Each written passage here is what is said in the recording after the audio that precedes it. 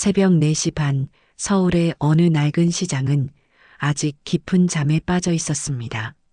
가게들의 셔터는 굳게 닫혀 있고 간밤의 술기운과 생선 비린내가 뒤섞인 공기는 차갑고 무거웠습니다. 하지만 그 모든 정적을 깨고 시장의 가장 후미진 골목에서는 둔탁하고 규칙적인 소리가 울려 퍼지고 있었습니다. 끄, 끄, 끄. 마치 거대한 짐승이 힘겹게 숨을 쉬는 듯한 그 소리는 맷돌 콩국수 집의 주인 박복래 여사의 하루가 시작되었음을 알리는 소리였습니다. 복래 여사는 허름한 스웨터 위에 목 늘어난 앞치마를 두른 채 제 몸집만 한 맷돌 앞에 쪼그려 앉아 있었습니다. 어둠 속에서도 익숙하게 맷돌의 나무 손잡이를 붙잡고 온몸에 무게를 실어 천천히, 아주 천천히 돌렸습니다. 간밤 내내 불린 하얀 콩이 맷돌의 아기 사이로 빨려 들어가며 곱게 갈려나갔습니다.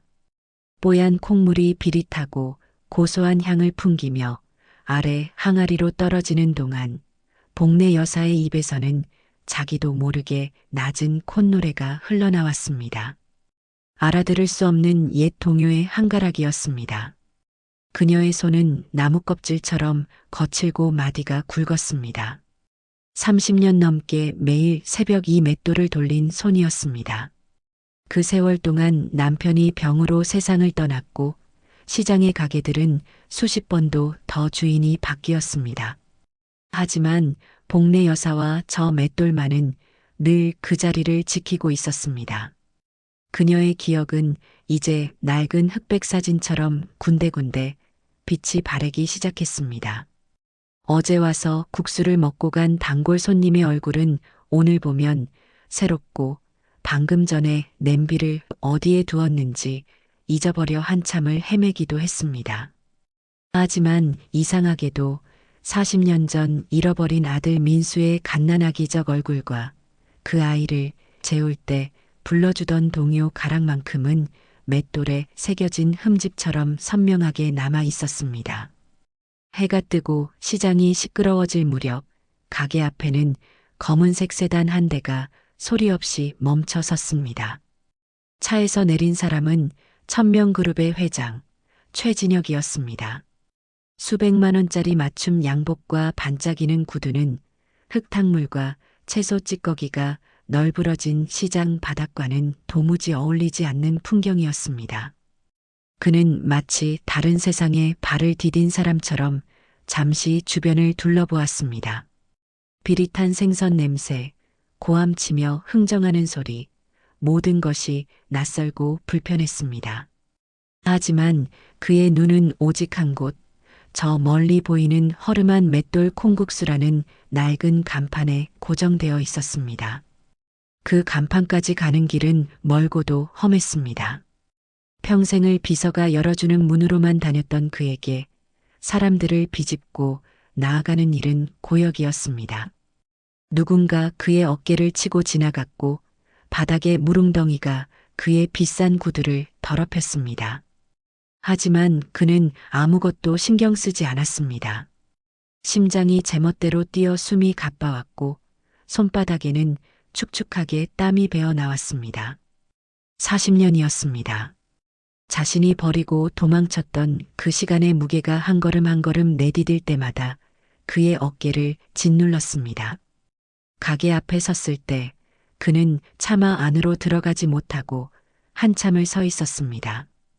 가게 안에서는 한 늙은 여인이 무심한 표정으로 콩국에 국수를 말고 있었습니다. 깊게 팬 주름, 희끗희끗한 머리카락, 고된 노동으로 휘어버린 등 그가 기억하던 복래의 모습은 어디에도 없었습니다. 하지만 저 투박한 손짓, 국수를 그릇에 담아낼 때의 저 무심한 옆모습은 40년이라는 세월도 지우지 못한 그녀만의 것이었습니다. 진혁은 눈을 감았다 떴습니다. 이 모든 게 꿈이기를 바랐지만 가게 안에서 풍겨 나오는 고소한 콩국수 냄새가 지독한 현실임을 일깨워 주었습니다. 그는 마침내 결심한 듯 삐걱거리는 나무 문을 열고 안으로 들어섰습니다. 가게 안은 4-4개의 낡은 테이블이 전부인 비좁은 공간이었습니다. 복례 여사는 그가 들어온 것도 모른 채 다른 손님의 그릇을 치우는데 여념이 없었습니다. 진혁은 가장 구석진 자리에 무게추처럼 무거운 몸을 내려놓았습니다. 그녀가 자신을 알아볼까? 아니, 알아보면 무슨 말을 해야 할까? 미안하다는 말, 용서해달라는 말, 그 어떤 말도 40년의 공백을 메우기엔 너무나 초라했습니다. 한참 후에야 복례 여사가 그에게 다가왔습니다. 물이 담긴 컵을 테이블에 탁 내려놓는 소리가 진혁의 심장을 후벼 파는 듯 했습니다. 그녀는 진혁의 얼굴을 무심하게 한번 쳐다보았습니다. 진혁은 숨을 멈췄습니다. 그녀의 눈동자 안에서 자신의 모습을 찾으려 애썼습니다. 놀람, 원망, 혹은 희미한 그리움이라도. 하지만 그녀의 눈은 텅 비어 있었습니다. 마치 처음 보는 외지인을 대하듯 아무런 감정도 담겨 있지 않은 눈이었습니다. 복례 여사는 그저 달아빠진 행주로 테이블을 슥슥 닦으며 사무적인 목소리로 물었습니다. 콩국수 한 그릇 드실라오? 그 순간 최진혁의 세상이 무너져 내렸습니다. 그녀는 정말로 그를 기억하지 못했습니다. 40년의 죄책감과 그리움을 안고 찾아온 그는 그녀의 기억 속에서 완벽하게 지워진 존재였습니다. 그는 아무 대답도 하지 못했습니다. 목구멍에 뜨거운 돌덩이가 걸린 것처럼 말이 나오지 않았습니다. 그저 고개만 한번 끄덕였을 뿐입니다. 복례 여사는 아무 말 없이 주방으로 돌아가 조금 전과 똑같은 무심한 손길로 국수를 삶기 시작했습니다.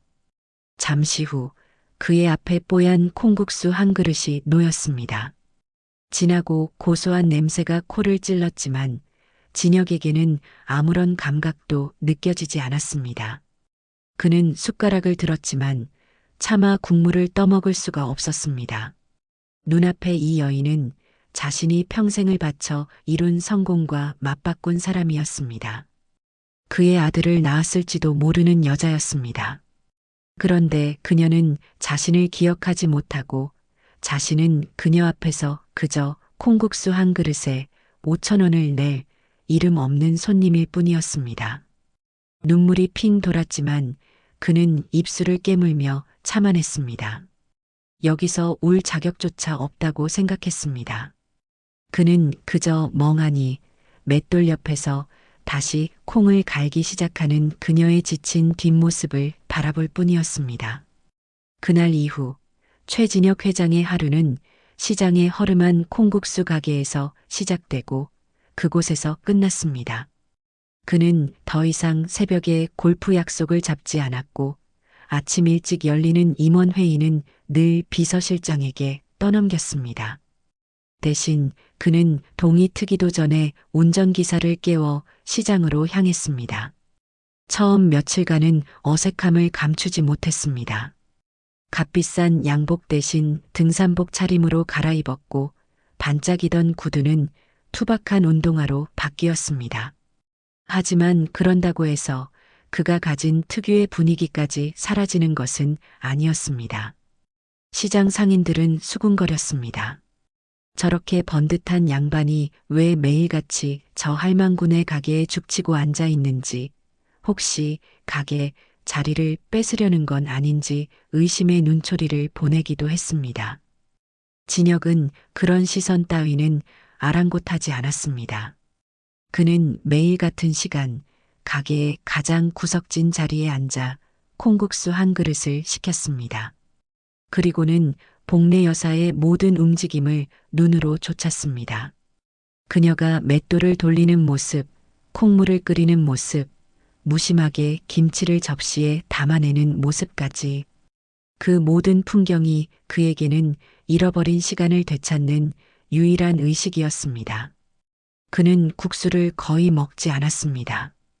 그저 숟가락으로 국물을 몇 번 떠먹는 척하다가 그녀가 다른 곳을 볼 때 몰래 그릇을 밀어두곤 했습니다. 그에게 콩국수는 음식이 아니라 그녀와 자신을 이어주는 가느다란 끈이자 자신의 죄를 확인하는 씁쓸한 증표였습니다. 복례 여사에게 최진혁은 그저 고마운 단골 손님일 뿐이었습니다. 처음에는 저렇게 비싸 보이는 옷을 입은 사람이 왜 매일 오나 싶어 경계했지만 며칠이 지나도 그는 그저 묵묵히 앉아 있다가 돈만 내고 갈 뿐이었습니다. 말수도 없고 음식 투정도 하지 않았습니다. 복례 여사는 점점 그가 익숙해졌습니다. 어쩌다 그가 평소보다 늦게 오는 날이면 오늘은 그 양반이 안 오나 하고 자기도 모르게 문 쪽을 쳐다보기도 했습니다. 그녀의 희미해져가는 기억 속에서 그는 어제 처음 본 손님이었다가 며칠 전부터 오던 단골이었다가를 반복했습니다. 하지만 분명한 것은 그의 존재가 더 이상 낯설거나 불편하지 않다는 것이었습니다. 그러던 어느 날 오후 가게가 한산한 틈을 타 복례 여사는 가게 한쪽 벽에 붙여놓은 낡은 사진 앞에 섰습니다. 누렇게 색이 바랜 백일 사진이었습니다. 사진 속 통통한 사내 아이는 세상 모르고 웃고 있었습니다. 그녀는 거친 손으로 사진의 유리 액자를 부드럽게 쓸어내렸습니다. 그 손길에는 40년 세월의 그리움이 고스란히 담겨 있었습니다. 우리 민수밥은 먹고 다니나 몰라. 장가는 갔을까? 지금쯤이면 40살이 넘었겠네. 혼잣말처럼 내뱉은 그 한마디가 구석에 앉아있던 최진혁의 심장에 그대로 날아와 박혔습니다. 민수, 그가 40년 전 복례의 뱃속에 있던 아이에게 지어주었던 이름이었습니다. 그는 아이가 유산된 줄로만 알고 있었습니다. 복례가 그렇게 말했었고 그는 차마 더 묻지 못한 채 도망쳤습니다. 그런데 아니었습니다. 아이는 태어났던 것입니다. 그리고 그녀는 그 아이를 잃어버렸습니다. 진혁은 손에 들고 있던 숟가락을 떨어뜨렸습니다. 쨍그랑 하는 날카로운 소리에 복례 여사가 놀라 돌아봤습니다. 진혁은 황급히 고개를 숙였습니다. 심장이 미친 듯이 뛰기 시작했습니다. 살아있다. 내 아이가 어딘가에 살아있을지도 모른다. 그 생각 하나가 그의 머릿속을 온통 뒤흔들었습니다. 그는 더 이상 그 자리에 앉아 있을 수가 없었습니다. 그는 지갑에서 빳빳한 5만 원짜리 몇 장을 꺼내 테이블 위에 아무렇게나 던져놓고는 도망치듯 가게를 빠져나왔습니다. 한편 평창동에 위치한 진혁의 대저택에서는 차가운 기운이 감돌고 있었습니다. 그의 아내 윤석영은 갤러리를 연상시키는 거실에 앉아 비서에게서 보고를 받고 있었습니다. 그녀는 남편의 잦은 외출과 밤늦은 귀가가 수상쩍어 며칠 전부터 사람을 붙여놓은 참이었습니다. 그래서 요즘 회장님께서 매일같이 가시는 곳이 시장의 콩국수 집이라는 겁니까? 네, 사모님. 확인 결과 그 가게 주인은 박복례라는 60대 후반의 여성입니다. 박복례. 그 이름을 듣는 순간 윤석영의 우아하던 얼굴이 미세하게 굳어졌습니다. 40년 전 남편의 발목을 잡고 있던 그 가난한 여자. 아버지를 시켜 돈 몇 푼 쥐어주고 떼어냈다고 생각했는데 아직도 남편의 주변을 맴돌고 있었던 것입니다. 그녀는 애써 평정을 가장하며 물었습니다. 그 여자 혼자 삽니까? 네. 가족은 없는 것으로 파악됩니다. 윤석영은 잠시 생각에 잠겼습니다. 혹시 아이는? 그 아이는 어떻게 됐을까? 40년 전 아버지는 분명 깨끗하게 처리했다고 말했었습니다. 그녀는 불안한 마음을 억누르며 비서에게 지시했습니다. 그 여자에 대해 더 자세히 알아봐요. 과거까지 전부 다. 그리고 당분간 회장님께는 내가 아는 척하지 말고. 그날 밤 진혁은 서재에 틀어박혀 잠을 이루지 못했습니다. 그의 머릿속은 온통 민수라는 이름으로 가득 차 있었습니다. 그는 40년 만에 처음으로 자신이 얼마나 비겁하고 무책임한 인간이었는지를 절감하고 있었습니다. 그는 복례를 버렸을 뿐만 아니라 자신의 아이가 세상에 태어났는지조차 확인하지 않았던 것입니다. 그는 떨리는 손으로 수화기를 들었습니다. 그리고 오랫동안 연락하지 않았던 과거 자신의 뒤치다꺼리를 해주던 흥신소 소장에게 전화를 걸었습니다. 40년 전 박복래라는 여자가 낳은 아들 최민수를 찾아달라고. 어쩌면 이 세상에 없을지도 모르는 유령 같은 아들의 행방을 쫓기 시작한 것입니다. 최진혁 회장은 그날 이후 마치 다른 사람이 된 것 같았습니다. 회사 일은 뒷전이었습니다. 수천억이 오가는 계약서보다 흥신소에서 걸려오는 전화 한 통을 더 애타게 기다렸습니다. 그는 복례 여사의 가게가 있는 시장의 낡은 2층 건물을 통째로 사들이기로 마음먹었습니다. 낡고 허름한 가게에서 고생하는 그녀의 모습을 더는 지켜볼 수 없었고 어떻게든 그녀의 곁에 머물며 속죄할 구실을 만들고 싶었습니다. 건물주를 찾아가는 것은 일도 아니었습니다. 진혁의 비서가 두툼한 돈 봉투를 내밀자 꼬장꼬장하던 건물주는 입이 귀에 걸려 당장이라도 계약서에 도장을 찍을 기세였습니다. 하지만 문제는 다른 곳에서 터졌습니다. 진혁은 새 건물주가 된 기념으로 가게를 찾아가 이제 월세 걱정은 하지 않아도 된다는 말을 넌지시 건넸습니다. 그는 복례가 기뻐하며 고마워할 줄 알았습니다. 하지만 복례 여사의 반응은 예상과 전혀 달랐습니다. 그녀는 행주로 손을 닦으며 그를 빤히 쳐다보더니 단호한 목소리로 말했습니다. 남의 신세 지는 거 싫어합니다. 내 가게 월세는 내 힘으로 벌어서 낼 겁니다. 그녀의 목소리에는 가난할지언정 누구에게도 기대지 않고 살아온 사람 특유의 꼿꼿함이 서려 있었습니다. 진혁은 아무 말도 할 수 없었습니다. 그는 돈이면 모든 것을 해결할 수 있다고 믿어왔지만 그녀 앞에서는 그 믿음이 아무 소용없다는 것을 깨달았습니다.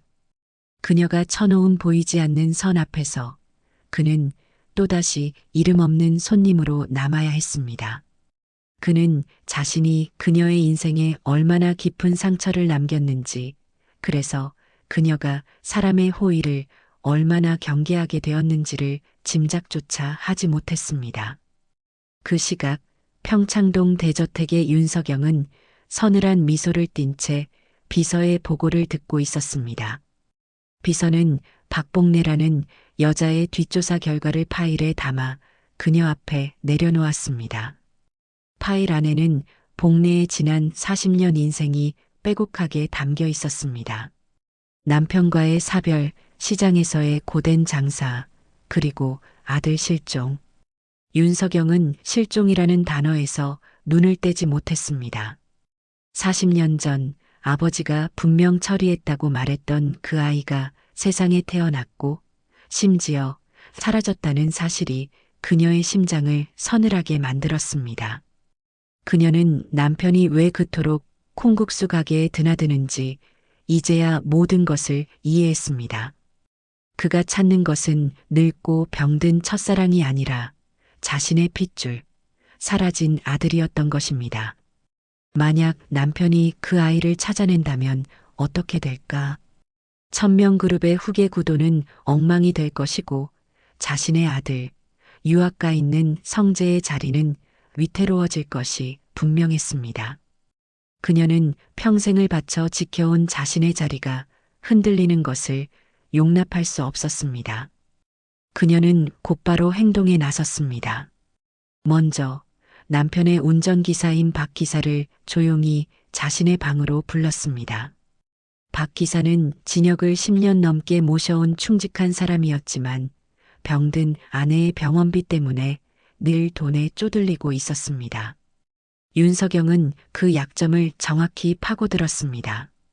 그녀는 박 기사 앞에 두툼한 돈 봉투를 밀어놓으며 부드럽지만 거절할 수 없는 목소리로 말했습니다.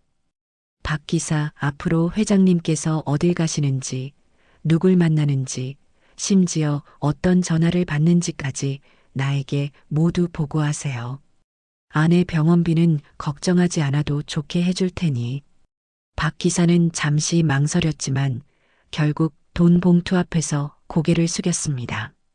그날 이후 최진혁의 모든 동선과 통화 내용은 실시간으로 윤석영의 귀에 들어가기 시작했습니다.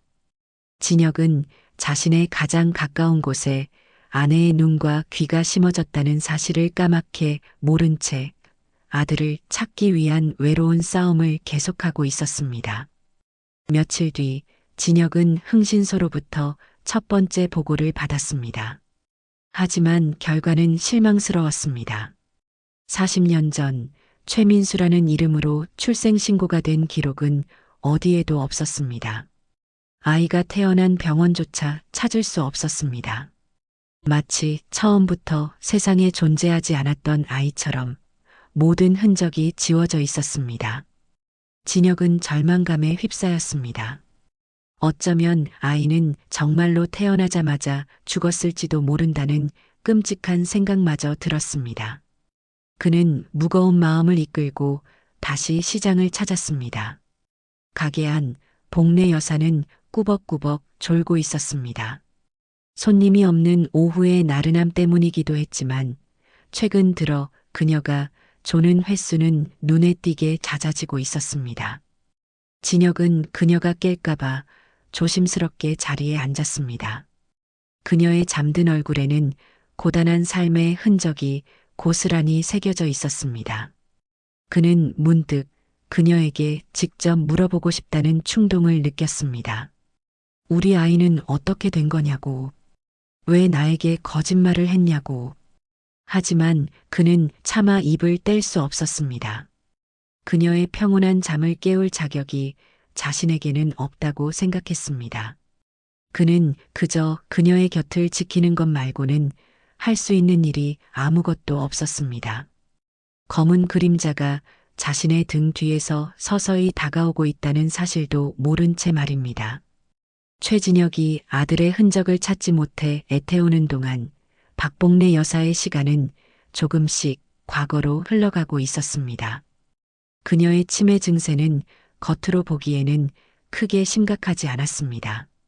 콩국수를 만드는 순서를 잊어버리는 법은 없었고 매일 아침 맷돌을 가는 일도 거르지 않았습니다. 하지만 그녀의 기억은 마치 물에 젖은 솜처럼 무거워져 새로운 것들을 담아내지 못하고 자꾸만 옛 기억들을 비집어냈습니다. 특히 밤이 되면 증상은 더 심해졌습니다. 가게 문을 닫고 좁은 쪽방으로 돌아가 이불을 덮고 누우면 40년 전의 풍경들이 눈앞에 생생하게 펼쳐지곤 했습니다. 갓난아들이 칭얼대는 소리, 분유 냄새, 작고 따뜻했던 아기의 손길 같은 것들이었습니다. 그러면 그녀는 자기도 모르게 이불을 박차고 일어나 밖으로 나갔습니다. 그리고는 텅 빈 시장 골목을 아들의 이름을 부르며 헤매고 다녔습니다. 민수야, 우리 아들 민수 어디 있니? 그 모습은 마치 꿈속을 걷는 사람 같았습니다. 그녀는 자신이 왜 이러고 있는지, 지금이 밤인지 낮인지도 구분하지 못하는 듯 했습니다.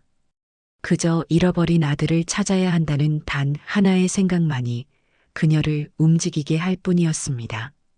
이 모든 광경을 어둠 속에서 지켜보는 사람이 있었습니다. 최진혁이었습니다. 그는 흥신소로부터 아들의 행방을 찾을 수 없다는 연락을 받은 이후 거의 매일 밤 복례의 가게 주변을 맴돌았습니다.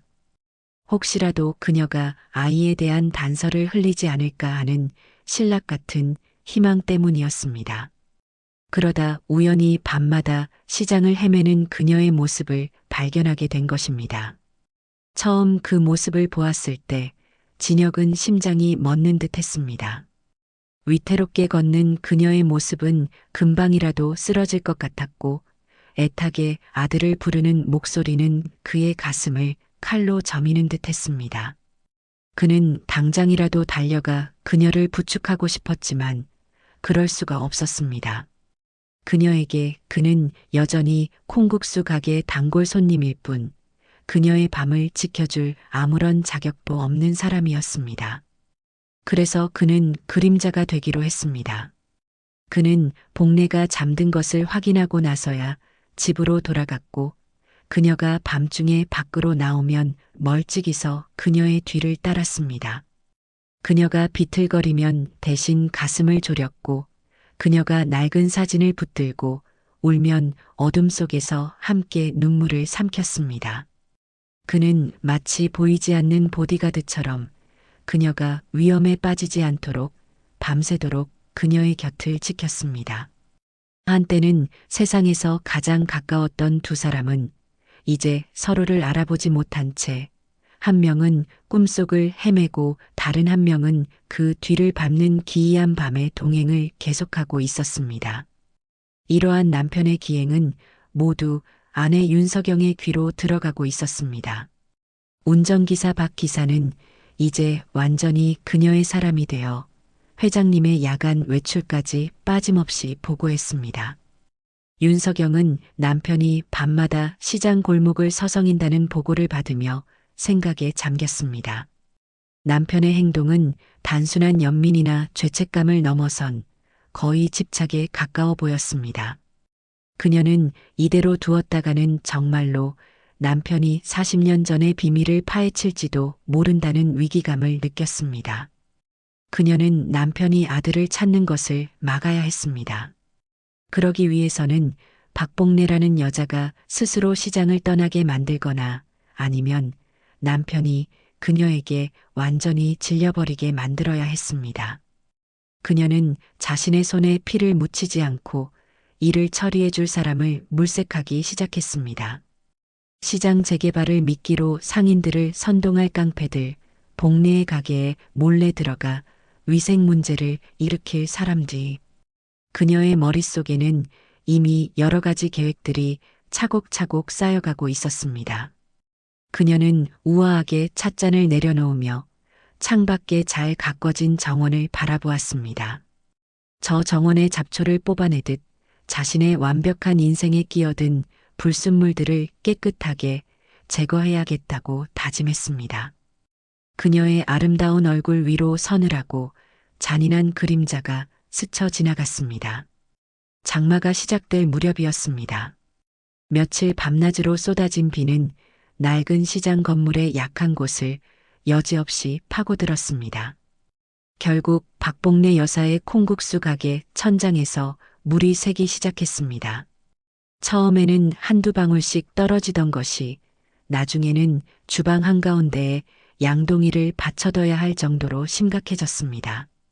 복래 여사는 천장을 올려다보며 한숨만 쉴 뿐 어찌할 바를 몰랐습니다. 건물주인 최진혁이 사람을 보내 고쳐주겠다고 했지만 그녀는 신세지기 싫다며 손사래를 쳤습니다. 이 모습을 가장 안타깝게 지켜본 사람은 가게 옆에서 채소 장사를 하는 친구 김영희였습니다. 영희는 복래의 유일한 말벗이자 보호자였습니다. 그녀는 복래의 기억이 점점 흐려지고 있다는 것을 누구보다 잘 알고 있었기에 늘 자기 일처럼 그녀를 챙겼습니다. 영희는 더 이상 보고만 있을 수 없어 평소 알고 지내던 동네 인테리어 업자에게 전화를 걸었습니다. 김 사장, 우리 옆집 국수집 천장에 물이 새는데 와서 좀 봐줄 수 있어? 가게 할머니가 돈이 넉넉지 않으니 좀 싸게 잘 좀 해줘. 다음 날 아침 가게 문을 연 복래 여사 앞에 작업복 차림의 젊은 남자가 서 있었습니다. 키가 훤칠하고 서글서글한 인상의 남자였습니다. 그의 이름은 김민수였습니다. 그는 작은 인테리어 가게를 운영하며 아내와 어린 딸을 둔 성실하고 평범한 가장이었습니다. 그는 자신의 출생에 대해 아는 것이 거의 없었습니다. 그저 아주 어릴 때 보육원에서 지금의 양부모님께 입양되었고 두 분 모두 몇 년 전 병으로 돌아가셨다는 것만 기억할 뿐이었습니다. 어르신, 옆집 채소가게 사장님 소개로 왔습니다. 천장 좀 봐드릴게요. 민수는 사다리를 놓고 올라가 천장을 꼼꼼히 살폈습니다. 그는 일하는 내내 왠지 모를 편안함을 느꼈습니다. 가게 안에 은은하게 퍼진 고소한 콩 냄새가 어린 시절 돌아가신 양어머니가 끓여주시던 콩죽 냄새와 꼭 닮아 있었기 때문입니다. 그는 잠시 일손을 멈추고 가게 안을 둘러보았습니다. 낡은 테이블, 벽에 걸린 흑백 사진, 그리고 한쪽 구석에서 묵묵히 맷돌을 돌리고 있는 저 할머니의 뒷모습까지 모든 것이 이상하게 낯설지가 않았습니다. 복례 여사 역시 마찬가지였습니다. 그녀는 묵묵히 일하는 민수의 뒷모습에서 눈을 떼지 못했습니다. 젊은 남자의 넓은 어깨와 땀 흘리는 목덜미를 보고 있자니 자꾸만 잃어버린 아들 생각이 났습니다. 우리 민수도 지금쯤 저만한 나이가 되었을 텐데 저렇게 듬직한 청년으로 자랐을까?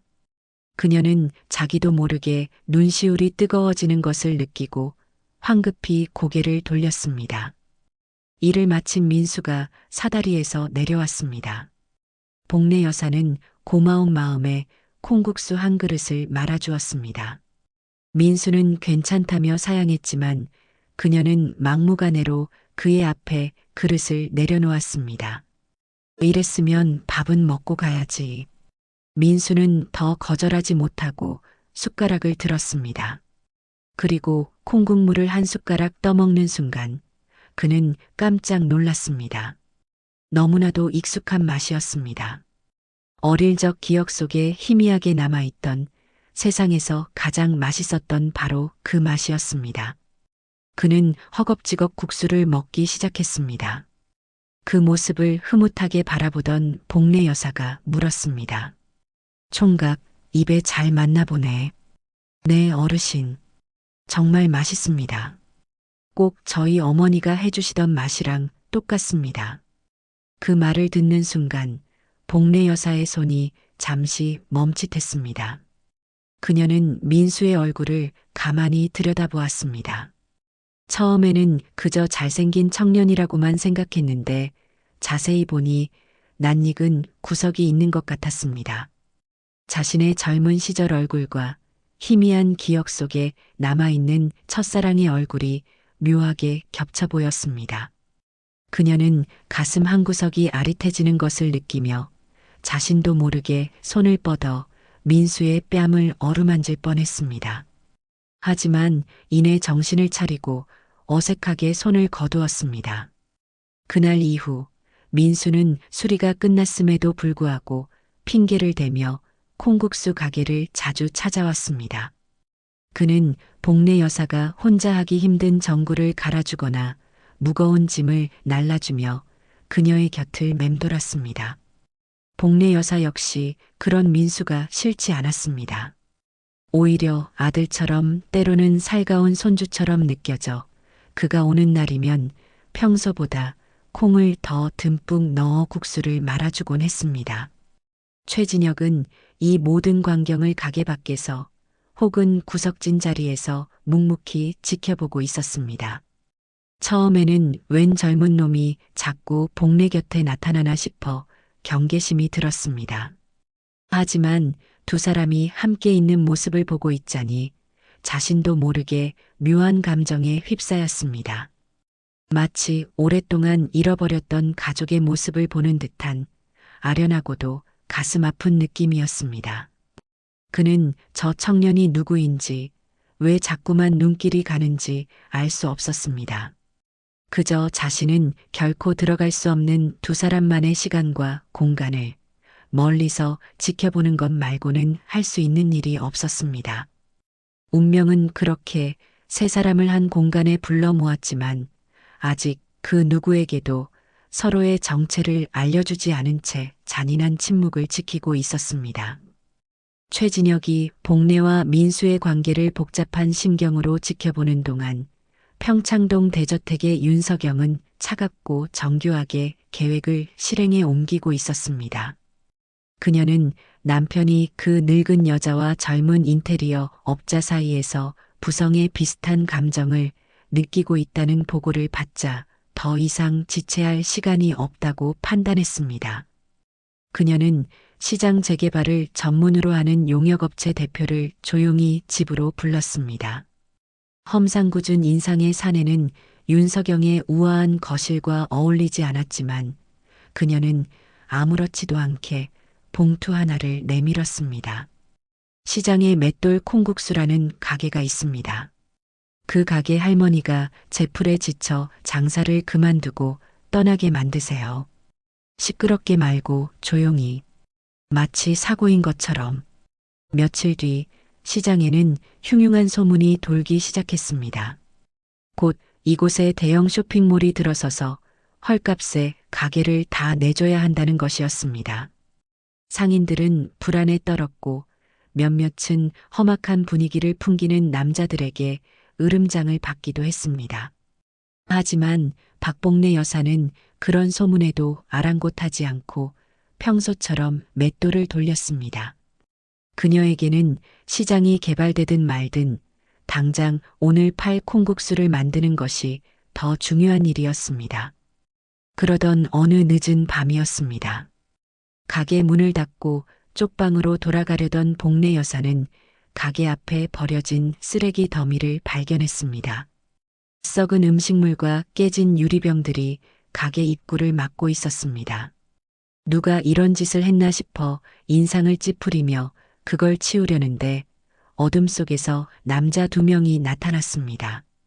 술에 취한 듯 비틀거리던 그들은 복래 여사에게 시비를 걸기 시작했습니다. 할망구, 장사 안 할 거면 곱게 나갈 것이지. 왜 버티고 지랄이야? 복래 여사는 겁이 났지만 애써 태연한 척하며 가게 문을 잠그려 했습니다. 그러자 남자 중 하나가 그녀의 팔을 거칠게 잡아챘습니다. 바로 그 순간이었습니다. 낯선 남자의 거친 손길이 그녀의 팔에 닿는 순간 복래 여사의 머릿속에서 무언가 번쩍했습니다. 40년 전 갓 낳은 아기를 품에 안고 있던 자신에게 다가오던 검은 그림자. 아기를 빼앗아 가려던 낯선 남자들의 거친 손길. 잊고 있던 끔찍한 기억의 파편들이 전기에 감전된 것처럼 온몸으로 퍼져나갔습니다. 안 돼, 내 아기. 내 아기한테 손대지 마. 복래 여사는 갑자기 비명을 지르며 남자의 팔을 뿌리쳤습니다. 그녀의 눈은 공포로 가득 차 있었고 온몸을 사시나무처럼 떨고 있었습니다. 남자들은 갑작스러운 그녀의 반응에 당황해서 욕설을 퍼부으며 자리를 떴습니다. 복래 여사는 그 자리에 주저앉아 한참을 일어나지 못했습니다. 방금 전의 일이 현실인지 과거의 기억인지 분간할 수 없었습니다. 그저 심장이 터질 것처럼 뛰고 숨을 쉴 수가 없었습니다. 그날 밤 복래 여사는 처음으로 맷돌을 갈지 못했습니다. 뜬 눈으로 밤을 새운 그녀는 끔찍한 기억의 조각들과 씨름해야 했습니다. 아기의 울음소리, 검은 차, 자신을 비웃던 남자들의 얼굴. 기억은 온전한 형태를 갖추지 못한 채 그녀를 괴롭혔습니다. 다음 날 아침 가게에 나온 그녀의 얼굴은 하얗게 질려 있었습니다. 가게의 소란 소식을 듣고 한 걸음에 달려온 사람은 김민수였습니다. 그는 복래의 헬쑥한 얼굴과 불안한 눈빛을 보고 가슴이 철렁 내려앉았습니다. 그는 밤새 무슨 일이 있었는지 캐물었지만 복래 여사는 그저 고개만 저을 뿐 아무 말도 하지 못했습니다. 민수는 그녀가 무언가 큰 충격을 받았다는 것을 직감하고 그날 하루는 가게 일을 도우며 그녀의 곁을 지켰습니다. 최진영 역시 박 기사를 통해 간밤의 소동을 전해 들었습니다. 그는 당장이라도 달려가고 싶었지만 이미 민수가 그녀의 곁을 지키고 있다는 말에 발길을 돌려야 했습니다. 대신 그는 분노에 휩싸였습니다. 단순한 행패가 아니라는 것을 직감했습니다. 누군가 의도적으로 복례를 위협하고 있다는 생각에 이르자 그의 머릿속에 가장 먼저 떠오른 사람은 아내 윤석영이었습니다. 그는 차가운 분노를 삼키며 아내의 뒤를 파헤치기 시작했습니다. 그날 밤 복례 여사는 또다시 악몽을 꾸었습니다. 꿈속에서 그녀는 갓난아기를 안고 필사적으로 도망치고 있었습니다. 하지만 검은 옷을 입은 남자들이 쫓아와 그녀의 머리채를 잡고 아기를 빼앗아 갔습니다. 아기는 자지러지게 울었고 그녀는 울부짖으며 아기의 이름을 불렀습니다. 민수야, 안 돼. 복례 여사는 비명을 지르며 잠에서 깨어났습니다. 온몸은 식은땀으로 젖어 있었고 심장은 격렬하게 뛰고 있었습니다. 그녀는 어둠 속에서 더듬더듬 벽에 걸린 아들의 백일 사진을 찾아냈습니다. 그리고는 사진을 가슴에 끌어안고 아이처럼 흐느끼기 시작했습니다. 40년 동안 굳게 닫아두었던 기억의 문이 외부의 잔인한 충격으로 인해 억지로 열리기 시작한 것입니다. 그 문틈으로 새어나오는 것은 그리움이 아닌 지독한 고통과 공포였습니다.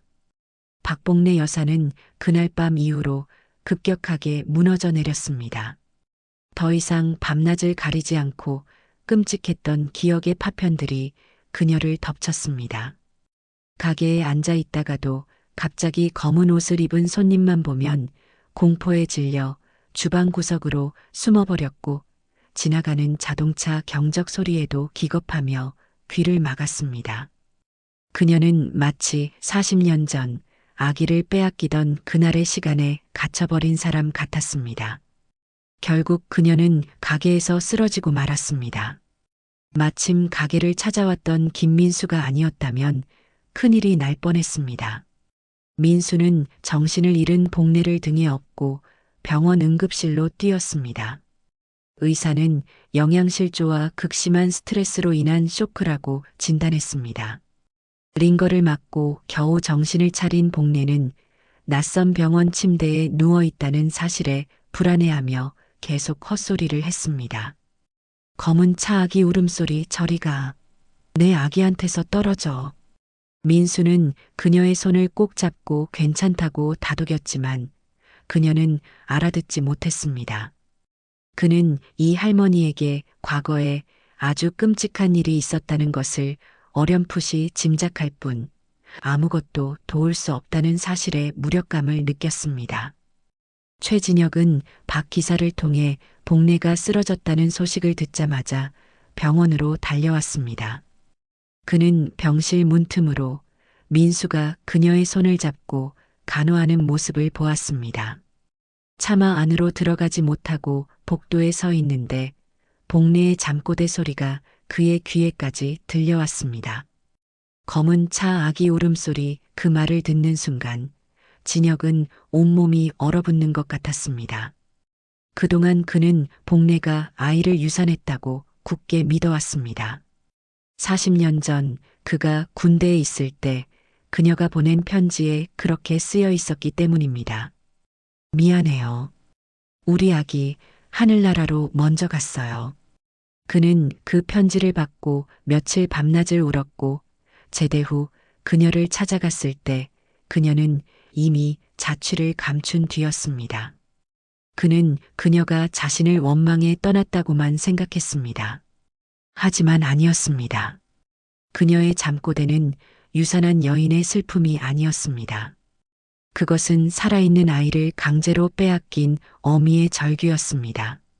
진혁의 머릿속에서 모든 조각들이 새로 맞춰지기 시작했습니다. 그녀가 아이를 잃어버렸다고 했던 말, 출생신고 기록이 없었던 사실, 그리고 정체불명의 남자들에게 위협을 당한 일까지 이 모든 것이 하나의 끔찍한 그림을 그리고 있었습니다. 누군가 아주 오래전부터 이 모든 일에 개입해왔다는 불길한 예감이 그의 등골을 서늘하게 만들었습니다. 그는 병원을 나와 곧장 평창동 본가로 차를 몰았습니다. 본가는 그가 결혼 후 분가하면서 부모님께 물려드린 집이었습니다. 아버지는 10년 전 돌아가셨고 지금은 늙은 어머니 혼자 집을 지키고 있었습니다. 그는 아버지의 서재로 들어갔습니다. 그리고는 먼지가 뽀얗게 쌓인 아버지의 낡은 금고를 열었습니다. 그는 아버지가 생전에 회사의 중요한 서류들을 그곳에 보관했다는 것을 기억하고 있었습니다. 금고 안에는 낡은 서류 뭉치들이 가득했습니다. 그는 손에 잡히는 대로 서류들을 뒤지기 시작했습니다. 그러다 그의 손에 낡은 서류철 하나가 잡혔습니다. 천명육아원 후원 약정서. 그의 아내 윤석영의 아버지가 운영하던 보육원이었습니다. 진혁은 무심코 서류철을 넘기다가 맨 뒷장에 덧붙여진 얇은 종이 한 장을 발견했습니다. 그것은 정식 계약서가 아닌 손으로 쓴 이면 계약서였습니다. 거기에는 이렇게 쓰여 있었습니다. 천명그룹은 천명육아원에 매년 1억 원을 후원한다. 단 육아원은 1978년 5월 10일 입소한 남자아이 최민수의 신상에 대해 절대적인 비밀을 보장하며 향후 모든 기록을 파기한다. 최민수 1978년 5월 10일. 그날은 복례의 출산 예정일 바로 다음 날이었습니다. 진혁의 손이 부들부들 떨리기 시작했습니다. 그는 숨을 쉴 수가 없었습니다. 자신의 아버지가 장인의 악행에 동조하고 돈으로 그 사실을 덮어왔던 것입니다. 그리고 그 중심에는 자신의 아내 윤석영이 있었습니다. 그녀가 이 사실을 몰랐을 리가 없었습니다. 그는 계약서를 쥔 채 그 자리에 주저앉았습니다. 지난 40년의 세월이 주마등처럼 스쳐 지나갔습니다. 장인의 반대를 무릅쓰고 복례와 결혼하겠다 버티던 자신에게 그 여자와 아이는 내가 깨끗하게 정리했으니 너는 석영이와 결혼해서 회사를 물려받으라고 말하던 아버지의 차가운 얼굴. 복례가 유산했다는 편지를 받고 절망하던 자신을 위로하며 다 잊고 새 출발하라고 다독이던 아내 윤석영의 상냥한 얼굴. 모든 것이 거짓이었습니다. 그는 거대한 사기극의 주인공이었습니다. 그는 자신이 사랑했던 모든 사람에게 철저하게 배신당했던 것입니다. 분노보다 더 큰 허탈함이 그의 온몸을 덮쳤습니다. 그는 텅 빈 서재에서 혼자 소리 없이 울었습니다. 이제 그는 알아야 했습니다. 40년 전 그날 자신의 아들에게 그리고 복례에게 도대체 무슨 일이 있었던 것인지, 그리고 그 끔찍한 진실의 대가를 관련된 모든 사람에게 반드시 치르게 하겠다고 다짐했습니다. 그의 눈빛은 더 이상 슬픔이 아닌 차가운 분노로 이글거리기 시작했습니다. 최진혁은 그날 밤 한숨도 자지 못했습니다. 손에 쥔 낡은 이면 계약서는 그가 살아온 인생 전체가 거짓 위에 세워진 모래성이었음을 증명하고 있었습니다. 그는 동이 트자마자 집을 나섰습니다. 목적지는 40년 전 자신의 아버지 밑에서 운전기사로 일했던 늙은 최 기사의 집이었습니다. 그는 최 기사가 은퇴 후 경기도 외곽의 작은 시골 마을에서 농사를 짓고 있다는 것을 기억해냈습니다. 2시간 넘게 차를 달려 도착한 곳은 허름한 농가였습니다. 마당에서 개 짖는 소리가 요란하게 울렸고 잠시 후 허리가 굽은 노인 한 명이 절뚝거리며 밖으로 나왔습니다. 40년의 세월은 충직했던 운전기사를 알아보지 못할 만큼 늙고 병든 노인으로 바꿔놓았습니다. 하지만 최 기사는 최진혁을 한눈에 알아보았습니다. 그는 놀라움과 두려움이 뒤섞인 눈으로 진혁을 바라보며 어쩔 줄 몰라 했습니다. 진혁은 아무 말 없이 최 기사를 지나쳐 좁은 툇마루에 걸터 앉았습니다. 그리고는 품 안에서 이면 계약서를 꺼내 그의 앞에 던졌습니다. 40년 전 그날 무슨 일이 있었는지 전부 말해주시죠. 최 기사의 얼굴이 하얗게 질렸습니다. 그는 바들바들 떨리는 손으로 계약서를 집어들더니 이내 고개를 떨구었습니다. 그는 오랫동안 입을 열지 못했습니다. 마당의 흙바닥만 내려다보며 깊은 한숨만 내쉴 뿐이었습니다. 진혁은 묵묵히 기다렸습니다. 그의 침묵은 그 어떤 협박보다 더 무겁게 최 기사를 짓눌렀습니다. 한참의 시간이 흐른 뒤 최 기사는 마침내 입을 열었습니다. 그의 목소리는 갈라지고 떨리고 있었습니다. 그는 40년 동안 가슴속에 무덤처럼 묻어두었던 그날의 진실을 한마디 한마디 힘겹게 꺼내놓기 시작했습니다.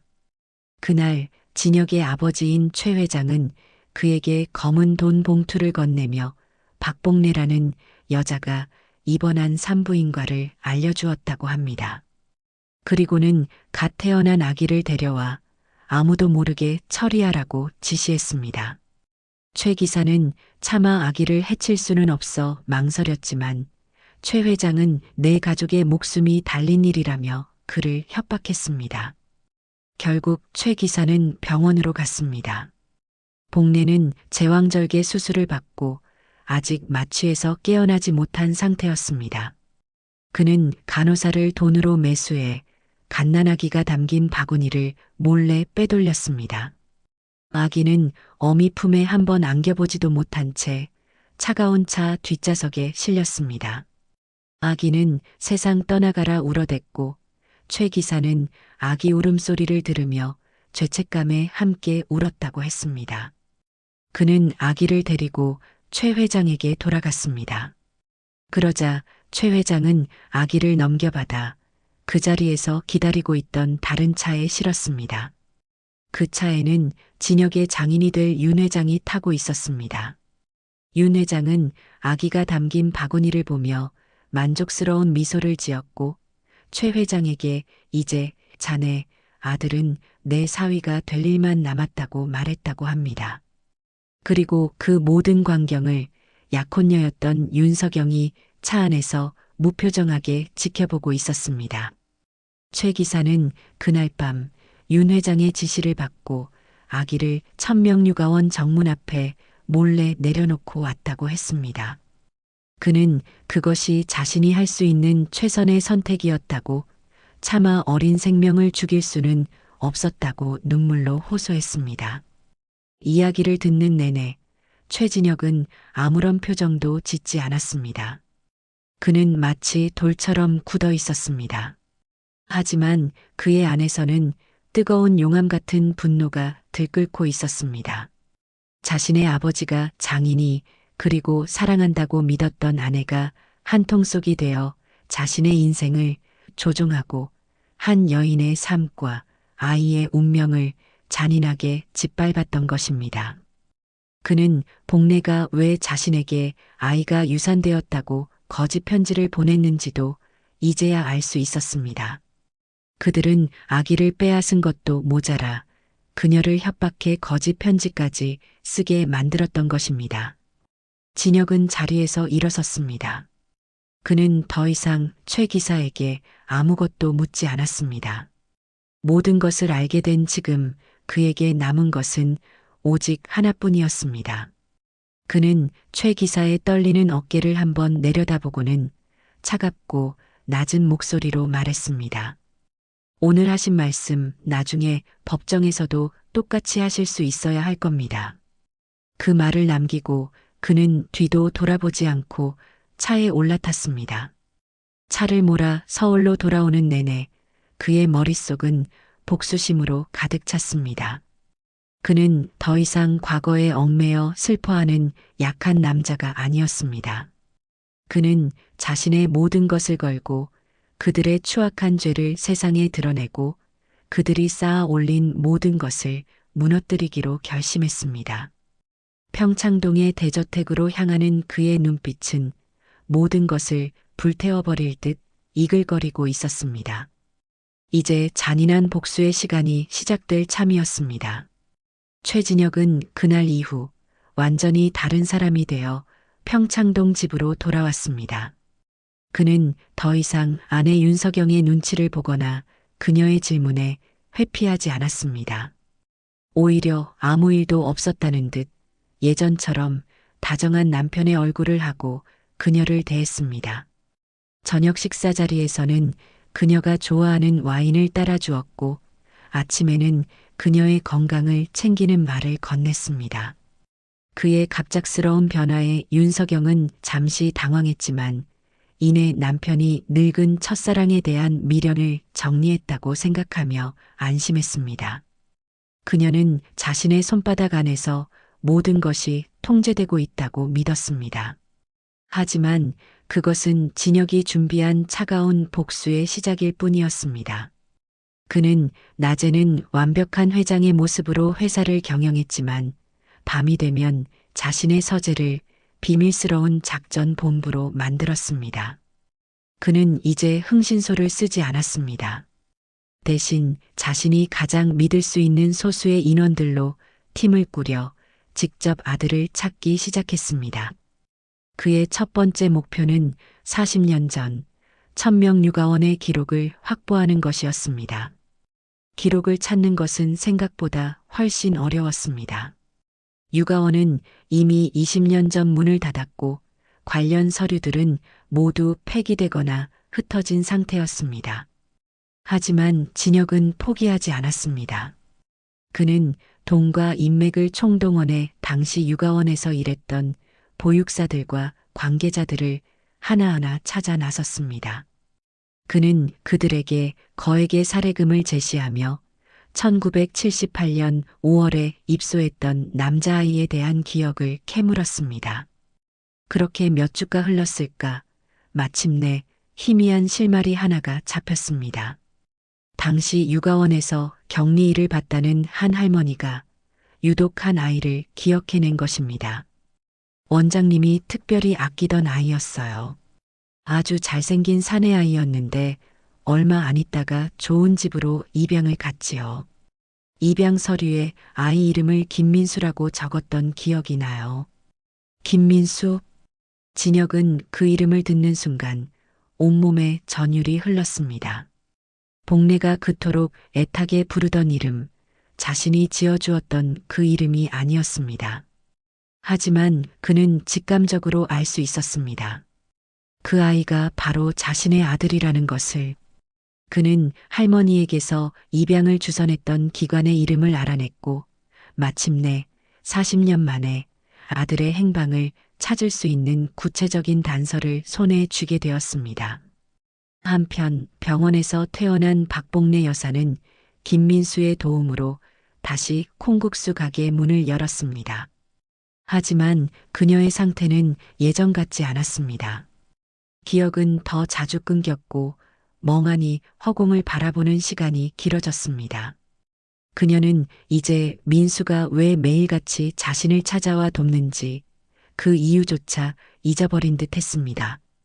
그저 자신을 어르신이라 부르며 살갑게 구는 이 젊은 청년이 좋았고 그가 곁에 있으면 불안했던 마음이 조금은 편안해졌습니다. 그날도 민수는 가게의 낡은 선반을 고쳐주고 있었습니다. 복례 여사는 좁은 쪽방에서 무언가를 한참 찾더니 작은 보자기에 싼 꾸러미 하나를 들고 나왔습니다. 그리고는 민수의 등 뒤에서 조심스럽게 그것을 내밀었습니다. 총각, 이거 가져. 민수가 의아한 표정으로 보자기를 풀자 그 안에서 곱게 접힌 낡은 아기 베네저고리 하나가 나왔습니다. 세월의 흔적으로 누렇게 변색되었지만 한 땀 한 땀 정성스럽게 수놓은 실의 흔적은 그대로 남아 있었습니다. 어르신, 이게 뭐예요? 우리 아들 민수 첫 베네저고리야. 총각 보고 있으니 자꾸 우리 아들 생각이 나서 그냥 주고 싶네. 복례 여사는 자신이 무슨 말을 하는지도 모르는 사람처럼 해맑게 웃으며 말했습니다. 민수는 순간 가슴이 뭉클해졌습니다. 그는 이 할머니가 자신을 아들과 착각하고 있다는 것을 알았지만 차마 그 마음을 거절할 수가 없었습니다. 그는 베네저고리를 소중하게 받아들며 목이 메인 목소리로 겨우 대답했습니다. 고맙습니다, 어르신. 잘 간직하겠습니다. 민수는 그 베넷 저고리를 자신의 작업 가방 가장 깊숙한 곳에 넣었습니다. 그는 알지 못했습니다. 그것이 바로 40년 전 세상에 태어난 자신을 위해 친어머니가 밤새워 만들었던 첫 번째 선물이었다는 사실을 말입니다. 운명은 그렇게 가장 애틋하고도 슬픈 방식으로 두 사람의 끊어진 인연을 다시 이어주고 있었습니다. 그리고 그 모든 것을 향한 진실의 발걸음이 바로 문턱까지 다가오고 있다는 사실을 그들은 아직 알지 못했습니다. 최진혁은 마침내 아들의 현재 주소지를 손에 넣었습니다. 40년 전 입양기관의 낡은 서류 뭉치 속에서 찾아낸 김민수라는 이름은 여러 번의 이사와 개명을 거쳐 지금의 주소에 닿아 있었습니다. 그는 주소가 적힌 종이를 든 채 서재에서 밤을 꼬박 새웠습니다. 당장이라도 달려가고 싶었지만 막상 아들을 만날 생각을 하니 두려움이 앞섰습니다. 무슨 말을 해야 할까? 내가 내 아버지라고 40년 동안 너를 버려두고 이제 와서 미안하다고 말하면 그 아이가 과연 자신을 용서할 수 있을까? 그의 모든 움직임은 운전기사 박 기사를 통해 실시간으로 윤석영에게 보고되고 있었습니다. 윤석영은 남편이 마침내 그 아이의 주소지를 찾아냈다는 보고를 받자 더 이상 남편의 뒤에 숨어 있을 수 없다고 판단했습니다. 그녀는 남편보다 한 발 앞서 움직여야 했습니다. 그녀는 진혁이 아들과 만나기 전에 먼저 그 아이를 만나 모든 것을 자신의 통제하에 두기로 결심했습니다. 다음 날 아침 김민수의 인테리어 가게에 고급 세단 한 대가 멈춰 섰습니다. 차에서 내린 사람은 윤석영이었습니다. 그녀는 평소의 화려한 모습 대신 수수하고 품위 있는 옷차림을 하고 있었습니다. 가게 안에서 작업 중이던 민수는 갑작스러운 귀부인의 방문에 어리둥절한 표정으로 그녀를 맞았습니다. 윤석영은 부드러운 미소를 지으며 자신을 시장의 발전을 위해 일하는 사람이라고 소개했습니다. 그리고는 본론으로 들어갔습니다. 김민수 사장님 되시죠? 요즘 시장의 맷돌 콩국수 가게 할머니를 여러모로 도와주고 계시다고 들었습니다. 참 마음이 따뜻한 분이신 것 같아요. 민수는 경계심을 풀지 않은 채 그녀의 말을 들었습니다. 윤석영은 안타깝다는 표정을 지으며 말을 이었습니다. 사실 그 할머니 가게 때문에 시장 재개발이 계속 미뤄지고 있습니다. 저희 쪽에서는 정당한 보상금을 제시했지만 할머니께서 막무가내로 버티고 계셔서요. 그런데 최근에 아주 고약한 사람이 그 가게 건물을 사들여서 할머니를 더 힘들게 하고 있습니다. 아마 사장님도 그 사람을 본 적이 있을 겁니다. 매일같이 가게에 와서 죽치고 앉아 있는 최진혁이라는 사람 말입니다. 민수의 눈이 커졌습니다. 그는 매일같이 가게 구석에 앉아 있던 그 노신사를 기억하고 있었습니다. 윤석영은 그 틈을 놓치지 않고 거짓말을 이어갔습니다. 그 사람이 바로 천명그룹 회장입니다. 그는 할머니를 쫓아내고 그 자리에 자기 회사 프랜차이즈 가게를 열려고 하고 있어요. 그래서 일부러 할머니를 괴롭히고 있는 겁니다. 민수는 혼란스러웠습니다. 그 노신사는 그저 말없이 국수만 먹고 가는 조용한 손님처럼 보였는데 그런 흉계를 꾸미고 있었다니 믿을 수가 없었습니다. 윤석영은 마지막 쐐기를 박았습니다. 그녀는 테이블 위에 두툼한 돈 봉투를 올려놓았습니다. 이건 저희가 할머니께 드리는 위로금입니다. 사장님께서 할머니를 설득해서 더 이상 최진혁이라는 사람에게 시달리지 않고 편안한 곳으로 이사하실 수 있도록 도와주셨으면 합니다. 그날 오후 최진혁은 며칠 밤낮의 고민 끝에 용기를 내어 아들의 가게를 찾아갔습니다. 그는 손에 작은 선물 상자까지 들고 있었습니다. 아들에게 처음 주는 선물로 무엇이 좋을까 고민하다 고급 만년필을 준비한 참이었습니다. 하지만 가게 문을 열고 들어선 순간 그는 얼어붙고 말았습니다. 가게 안에는 아들 민수가 서 있었습니다. 그리고 그의 앞에는 윤석영이 내밀었던 것과 똑같은 두툼한 돈 봉투가 놓여 있었습니다. 민수는 진혁을 보자마자 경멸과 분노가 뒤섞인 눈빛으로 그를 쏘아보았습니다. 당신이 천명그룹 회장입니까? 진혁은 아무 대답도 할 수 없었습니다. 아들과의 첫 만남이 이런 식일 줄은 꿈에도 상상하지 못했습니다. 민수는 테이블 위에 돈 봉투를 집어들어 진혁의 발 앞에 던졌습니다. 봉투가 터지면서 5만 원짜리 지폐들이 바닥에 어지럽게 흩어졌습니다. 이딴 돈으로 그분을 모욕하지 마시오. 그분은 당신 같은 사람 때문에 평생을 고생하며 사신 분입니다. 다시는 그분 앞에 나타나지 마시오. 민수의 목소리는 분노로 떨리고 있었습니다. 그는 진혁이 자신의 친아버지라는 사실은 꿈에도 모른 채 그저 힘없는 노인을 괴롭히는 파렴치한 재벌 회장이라고 굳게 믿고 있었습니다. 진혁은 바닥에 흩어진 돈과 자신을 벌레 보듯 쳐다보는 아들의 얼굴을 번갈아 보았습니다. 그는 자신이 아내의 함정에 빠졌다는 것을 깨달았습니다. 하지만 지금 이 자리에서 무슨 말을 할 수 있을까요? 내가 내 아버지라는 말을 이 상황에서 어떻게 꺼낼 수 있을까요? 그는 차마 아들의 얼굴을 더는 마주 볼 수가 없었습니다. 그는 아무 말도 하지 못한 채 비참한 심정으로 가게를 돌아 나왔습니다. 등 뒤로 아들의 차가운 목소리가 비수처럼 날아와 꽂혔습니다. 다시는 찾아오지 마시오. 진혁은 비틀거리며 차에 올라탔습니다. 손에 들고 있던 아들의 첫 선물, 만년필 상자가 힘없이 바닥으로 떨어졌습니다. 40년 만에 만난 아들은 그에게 세상에서 가장 잔인한 말을 남기고 아버지를 거부했습니다. 그는 운전대에 얼굴을 묻고 소리 없이 울었습니다. 모든 것이 자신의 잘못이라고, 너무 늦게 찾아온 자신에게 내려진 벌이라고 생각했습니다. 그는 아내에 대한 분노보다 아들에게 오해받은 슬픔에 더 깊이 무너져 내렸습니다.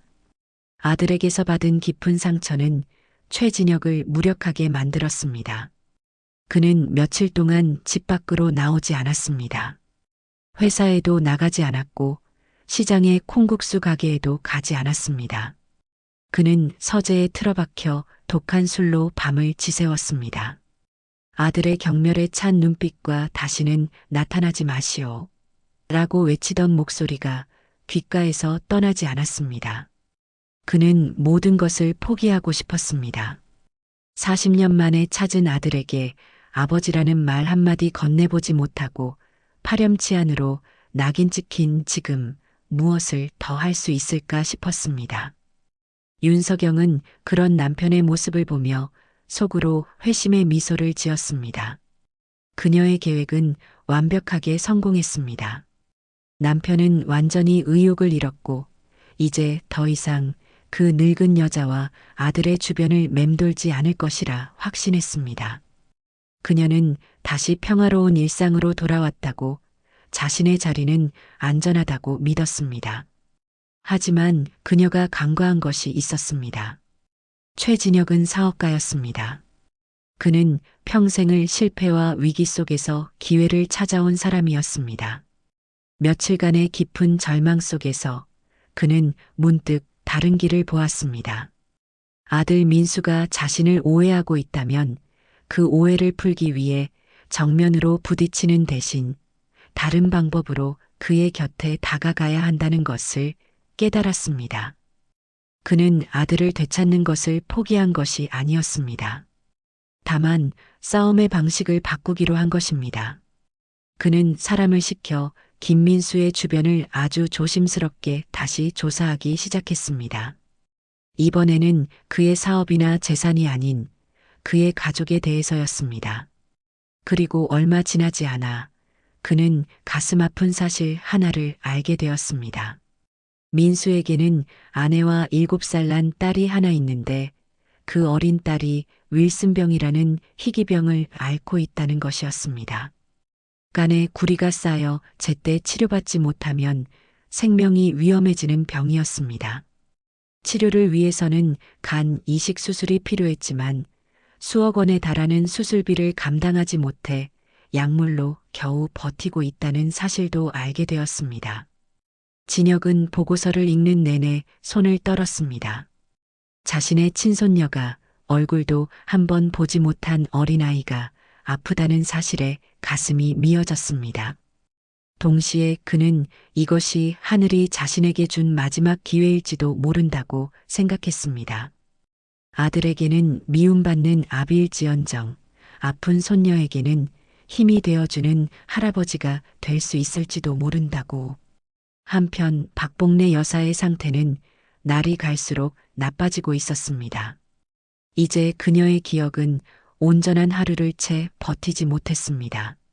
아침에 가게 문을 열 때는 옆집 채소가게 친구 영희를 알아보다가도 점심때가 되면 아주머니는 누구신데 자꾸 아는 척을 하세요? 라고 묻는 일이 잦아졌습니다. 그녀의 세상은 점점 더 좁아지고 그녀가 아는 사람들의 얼굴은 하나둘씩 지워져 갔습니다. 하지만 이상하게도 김민수만은 예외였습니다. 그녀는 다른 모든 것은 잊어도 민수가 가게 문을 열고 들어오는 순간만큼은 희미하게나마 그를 알아보는 듯 했습니다. 그녀는 민수를 보면 자신도 모르게 입가에 옅은 미소를 띄었고 늘 하던 대로 가장 먼저 그의 자리에 물컵을 가져다 주었습니다. 그날 오후도 민수는 가게 일을 돕기 위해 찾아왔습니다. 그는 복래의 상태가 심상치 않다는 것을 느끼고 예전보다 더 자주 가게에 들르는 참이었습니다. 복래는 멍하니 의자에 앉아 있다가 민수가 들어오는 것을 보고는 자리에서 일어났습니다. 그리고는 아주 자연스럽게 마치 매일 아침 아들을 깨우는 엄마처럼 나지막이 말했습니다.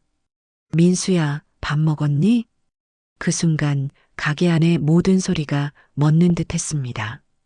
늘 자신을 총각이라고 부르던 할머니가 처음으로 자신의 이름을, 그것도 아들의 이름을 부른 것이었습니다. 민수는 너무 놀라 아무 대답도 하지 못하고 그 자리에 우뚝 섰습니다. 복래 여사는 자신이 무슨 말을 했는지도 모르는 사람처럼 태연하게 주방으로 걸어가 콩국수를 말 준비를 했습니다. 민수는 한참 동안 그 자리에 서서 움직이지 못했습니다. 심장이 이상하게 두근거렸습니다. 돌아가신 양어머니도 자신을 저렇게 다정하게 부르곤 했습니다. 그는 애써 고개를 저었습니다. 그저 치매 증세 때문에 우연히 나온 말일 거라고, 자신을 아들과 착각하고 있는 것일 거라고 생각했습니다. 하지만 가슴 한구석에서 피어오르는 아련하고 따뜻한 감정은 어쩔 수가 없었습니다.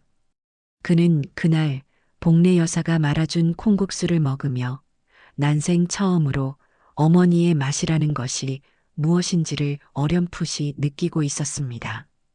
그리고 그 맛이 자신도 모르는 아주 깊은 곳의 기억을 건드리고 있다는 사실을 아직은 알지 못했습니다. 박복래 여사가 아들의 이름을 부른 작은 기적은 오래가지 않았습니다. 그날 이후 그녀의 시간은 급격하게 허물어져 내렸습니다. 마치 마지막 힘을 다해 가장 소중한 기억 하나를 붙잡았다가 놓아버린 사람처럼 그녀는 눈에 띄게 쇠약해졌습니다. 이제는 맷돌을 돌리는 것조차 버거워했고 가게에 앉아 있는 시간보다 쪽방에 누워 있는 시간이 더 길어졌습니다. 콩국수 맛도 예전 같지 않았습니다. 간을 맞추는 것을 잊어버리기 일쑤였고 국수를 삶는 시간을 놓쳐 퉁퉁 부른 국수를 내놓기도 했습니다. 단골 손님들의 발길이 하나둘 끊겼습니다. 결국 그녀는 쓰러졌습니다. 그날 아침 가게 옆 채소 가게 친구 영희가 아무리 문을 두드려도 인기척이 없자 불길한 마음에 문을 따고 들어갔을 때 그녀는 차가운 쪽방 바닥에 쓰러져 있었습니다. 의식은 있었지만 몸을 제대로 가누지 못했고 눈은 초점 없이 허공을 헤매고 있었습니다. 영희는 울면서 119에 신고했고 복례는 다시 병원 응급실로 실려갔습니다. 의사의 진단은 절망적이었습니다. 치매의 진행 속도가 너무 빨라 이제는 뇌가 기본적인 신체 기능조차 통제하기 어려운 단계에 이르렀다는 것이었습니다. 더 이상 혼자서는 생활할 수 없으니 요양병원이나 전문시설로 옮겨야 한다고 했습니다. 하지만 당장 입원비조차 없는 복례에게 요양병원은 그림의 떡 같은 이야기였습니다. 김민수는 소식을 듣고 병원으로 한 걸음에 달려왔습니다. 병원 침대에 인형처럼 누워있는 복례의 모습을 본 그는 가슴이 무너져 내렸습니다. 불과 며칠 전까지만 해도 자신의 이름을 불러주던 분이었습니다. 그는 복례의 앙상한 손을 잡았습니다. 아무런 온기도 느껴지지 않았습니다. 그는 어떻게든 그녀를 돕고 싶었습니다.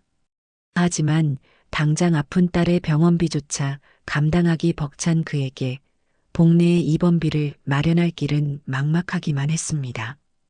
그는 병원 복도에 주저앉아 자신의 무력함을 탓하며 머리를 감싸쥐었습니다. 바로 그때 민수의 아내에게서 전화가 걸려왔습니다. 아내의 목소리는 흥분과 기쁨으로 떨리고 있었습니다. 여보, 방금 병원에서 연락 왔어요. 우리 서연이 간 이식 수술 받을 수 있대요. 민수는 자신의 귀를 의심했습니다. 수억 원에 달하는 수술비를 어떻게 감당하냐고 되묻는 그에게 아내는 믿을 수 없는 이야기를 전했습니다. 익명의 후원자가 나타나 서연이의 수술비와 치료비 전액을 병원에 기부했다는 것이었습니다. 민수는 너무나 큰 충격과 감사함에 그 자리에 얼어붙었습니다. 세상에 이런 기적이 일어날 수도 있구나.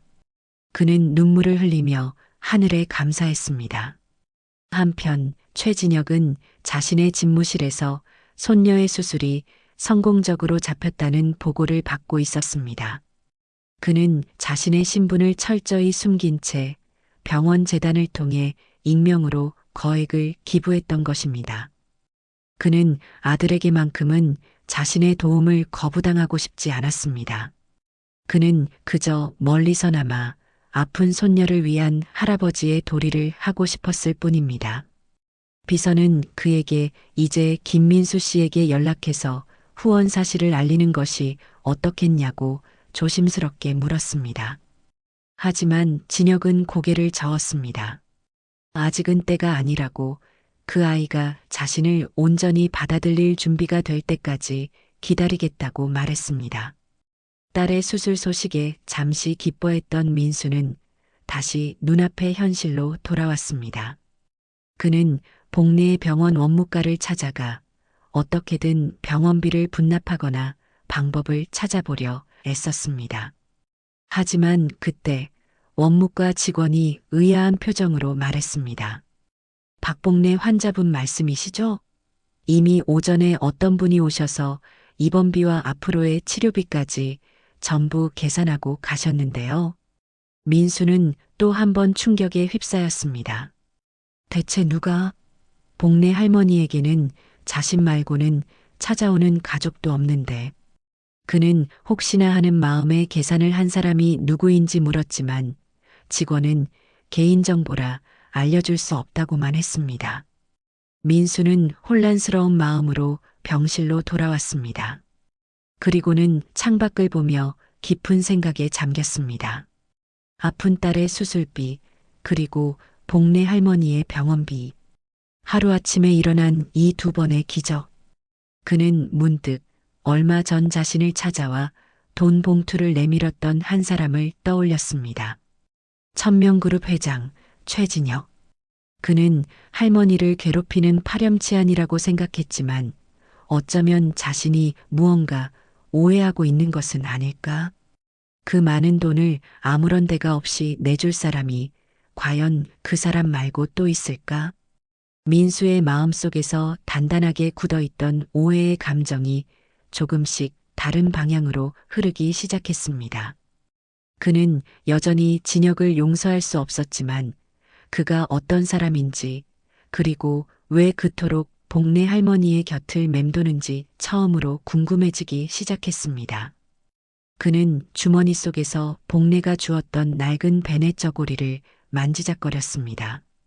멈춰버린 할머니의 시간과 기적처럼 다시 흐르기 시작한 딸의 시간 사이에서 그는 이제 자신이 무엇을 해야 할지 진지하게 고민하기 시작했습니다. 김민수는 며칠 밤낮을 고민했습니다. 머릿속은 온통 최진혁이라는 남자에 대한 생각으로 가득 찼습니다. 그는 자신에게 모욕을 주려던 파렴치한 재벌 회장이었지만 동시에 자신의 딸과 피 한 방울 섞이지 않은 노인의 목숨을 구해준 은인이기도 했습니다. 도무지 앞뒤가 맞지 않는 그의 행동은 민수를 깊은 혼란에 빠뜨렸습니다. 그는 더 이상 짐작만으로 이 상황을 견딜 수가 없었습니다. 직접 만나서 물어봐야겠다고 대체 왜 이런 일을 하는지 그리고 박복래 할머니와는 대체 무슨 관계인지 알아내야겠다고 결심했습니다. 그는 수소문 끝에 천명그룹 비서실에 연락해 최진혁 회장과의 면담을 요청했습니다. 비서는 회장님이 누구의 면담도 받지 않는다고 했지만 민수가 자신의 이름을 밝히자 잠시 후 전화를 걸어와 약속을 잡아주었습니다. 다음 날 민수는 태어나서 처음으로 거대한 빌딩의 회장실이라는 곳에 발을 들였습니다. 거대한 통유리창 너머로 서울 시내가 한눈에 내려다 보이는 현실감 없는 공간이었습니다. 최진혁은 창가에 서서 도시를 내려다보고 있다가 민수가 들어오자 천천히 몸을 돌렸습니다. 그의 얼굴은 며칠 전 가게에서 마주쳤을 때보다 훨씬 수척해 보였지만 눈빛만은 무겁고 깊었습니다. 민수는 마주 앉은 진혁에게 곧바로 본론을 꺼냈습니다. 제 딸 아이와 박복래 할머니 병원비 회장님께서 하신 일입니까? 진혁은 아무 말 없이 고개만 끄덕였습니다. 민수는 주먹을 꽉 쥐었습니다. 감사한 마음과 분노의 감정이 뒤섞여 목소리가 떨려 나왔습니다. 왜 그런 일을 하셨습니까? 저를 모욕하고 할머니를 쫓아내려던 분이 왜? 진혁은 자리에서 일어나 자신의 집무실 안쪽에 있는 금고를 열었습니다. 그리고는 낡은 서류 봉투 하나를 꺼내 민수의 앞에 내려놓았습니다. 민수가 의아한 표정으로 봉투를 열자 그 안에는 유전자 검사 결과 보고서 한 장이 들어 있었습니다. 그게 자네와 나에 대한 대답일세. 민수는 서류를 집어들었습니다. 그의 눈은 친자관계 성립 확률 99.99%라는 문구에 멈췄습니다. 그는 자신이 보고 있는 글자를 이해할 수가 없었습니다. 몇 번이고 다시 읽어보았지만 결과는 변하지 않았습니다. 그는 떨리는 손으로 서류를 내려놓고 천천히 고개를 들어 진혁을 바라보았습니다. 진혁의 눈에는 40년의 세월이 담긴 깊은 슬픔과 회한이 어려 있었습니다. 내가 자네 아버지다. 그 한마디에 민수가 평생을 딛고 서 있던 세상이 통째로 무너져 내렸습니다. 그는 아무 말도 하지 못하고 진혁을 쳐다보기만 했습니다. 머릿속이 하얗게 비어버려 아무런 생각도 할 수 없었습니다. 진혁은 그런 민수의 앞에 지난 40년간 벌어졌던 모든 진실을 하나씩 꺼내놓기 시작했습니다. 그는 가난했던 젊은 시절 박복래라는 여인과 얼마나 깊이 사랑했는지, 하지만 현실의 벽 앞에서 그녀와 뱃속의 아이를 버리고 재벌가의 사위가 될 수밖에 없었던 자신의 비겁했던 과거를 고백했습니다. 그리고 자신의 아버지가 장인과 결탁해 갓 태어난 아기를 복례에게서 빼앗아 보육원에 버렸다는 사실, 그리고 그 모든 것을 자신의 아내 윤석영이 알고 있었다는 끔찍한 진실까지.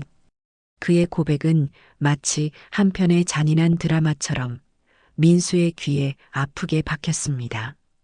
민수는 모든 이야기를 듣고도 한참 동안 아무 말이 없었습니다.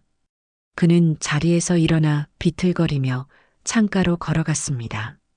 저 아래 개미처럼 작게 보이는 사람들과 자동차들을 내려다보며 그는 자신의 인생을 되돌아보았습니다.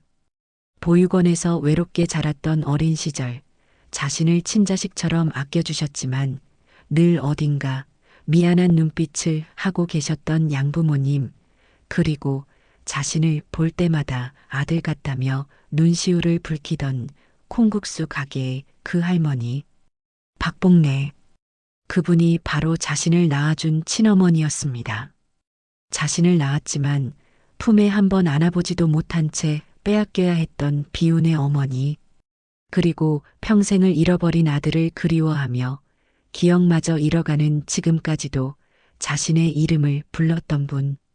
민수는 더 이상 참지 못하고 그 자리에 주저앉아 오열했습니다. 그것은 슬픔이나 분노만으로는 설명할 수 없는 자신의 존재 자체가 송두리째 부정당하는 듯한 처절한 울음이었습니다. 아버지는 자신을 버렸고 할아버지는 자신을 내다버렸으며 그 아버지의 아내는 자신의 존재를 지우려 했습니다. 그리고 어머니는 자신을 평생 그리워하다 기억마저 잃었습니다. 진혁은 아들의 무너지는 뒷모습을 차마 바라보지 못하고 고개를 숙였습니다. 그는 아들에게 다가가 어깨를 다독여줄 자격조차 없었습니다. 그는 그저 아들의 울음소리를 들으며 자신의 죄의 무게를 온몸으로 감당해야 했습니다. 40년 만에 이루어진 부자의 만남은 세상에서 가장 잔인하고 슬픈 고백으로 채워지고 있었습니다. 이제 민수는 선택해야 했습니다. 이 모든 진실을 가슴에 묻고 돌아서야 할지, 아니면 자신을 버린 아버지의 손을 잡고 자신과 어머니의 인생을 망가뜨린 사람들을 향한 복수의 길에 함께 나서야 할지를 말입니다. 김민수는 그날 최진혁의 회장실을 어떻게 빠져나왔는지 기억하지 못했습니다. 그는 넋이 나간 사람처럼 거리를 헤맸습니다. 수많은 사람들이 그의 곁을 스쳐 지나갔지만 그는 마치 세상에 홀로 남겨진 듯한 깊은 고독감에 휩싸였습니다. 아버지라는 사람은 자신을 버렸고 어머니는 자신을 빼앗겼습니다. 그는 태어나는 순간부터 누구의 아들도 아니었던 것입니다. 그는 며칠 동안 집에도 들어가지 못했습니다. 아내와 딸의 얼굴을 볼 자신이 없었습니다.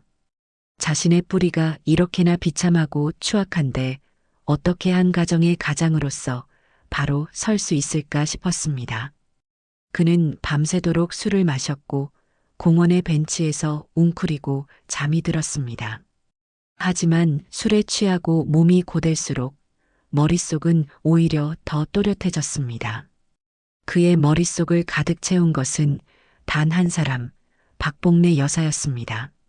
자신을 낳아준 어머니. 그는 그녀와의 짧았던 시간들을 하나씩 떠올렸습니다.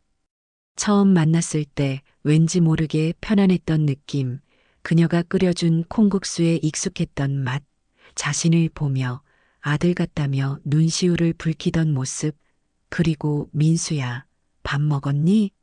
라고 불러주던 그 다정한 목소리까지. 그 모든 것이 피가 이끄는 본능이었다는 것을 그는 이제야 깨달았습니다. 어머니는 기억을 잃어가는 와중에도 40년 만에 만난 아들을 본능적으로 알아보았던 것입니다. 그는 더 이상 지체할 수 없었습니다. 그는 어머니를 만나야 했습니다.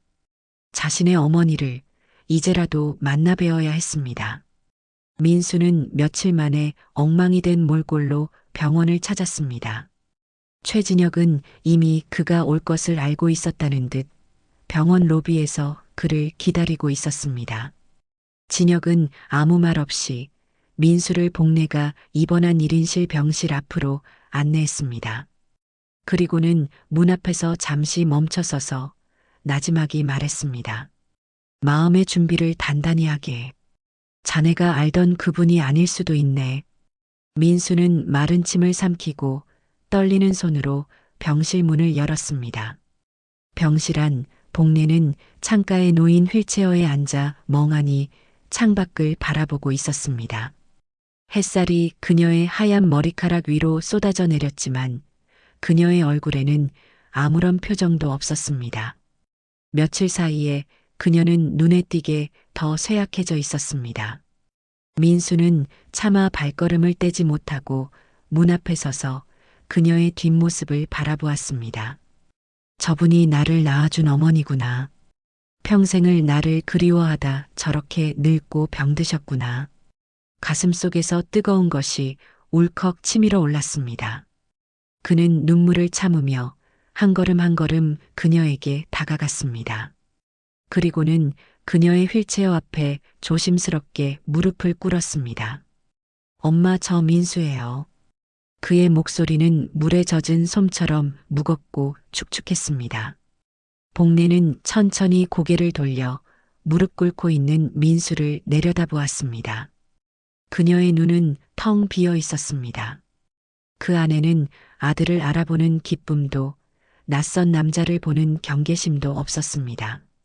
그녀는 그저 눈앞의 남자를 마치 처음 보는 풍경처럼 무심하게 바라볼 뿐이었습니다. 그리고는 해맑게 웃었습니다. 아이처럼 순수한 미소였습니다. 아이고, 참 잘생긴 총각이네. 우리 아들도 살아있었으면 꼭 당신처럼 이렇게 듬직하게 컸을 텐데. 그 순간 민수의 세상이 다시 한번 무너져 내렸습니다.